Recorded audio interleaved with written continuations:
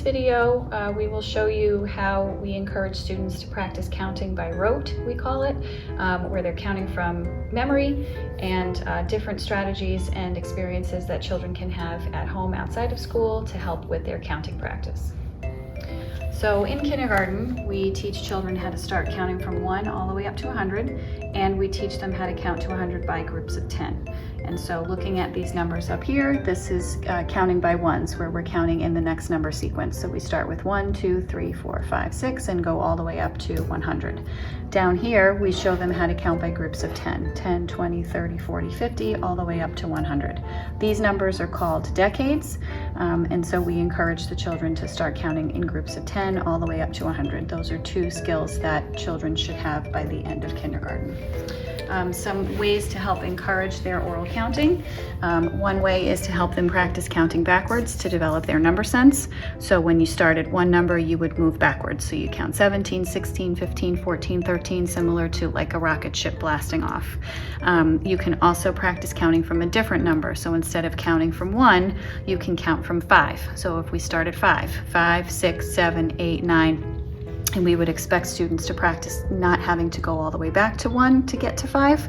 We would want them to grab 5 and then count on from there. You can also have them choose a number like 26, 26, 27, 28, 29, 30, and continue on until you ask them to stop.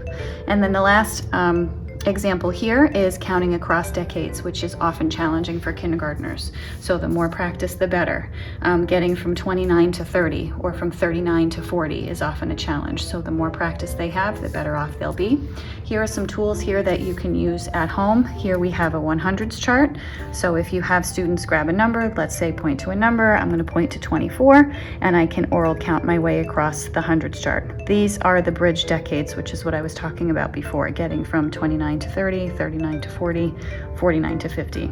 And then here is just a simple number line that we can encourage students to count forward on and to help them count backwards.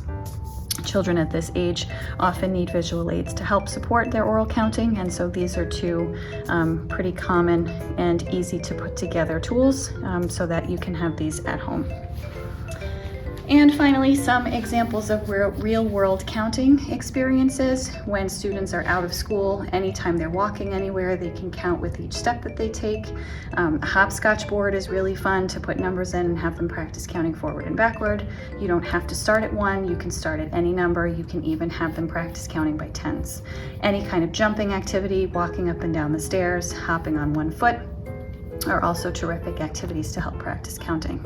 Another way to help practice counting outside of school is if they go to a store or a market and they're putting objects in a cart, they can take them off the shelf and one by one count them as they put them into the cart.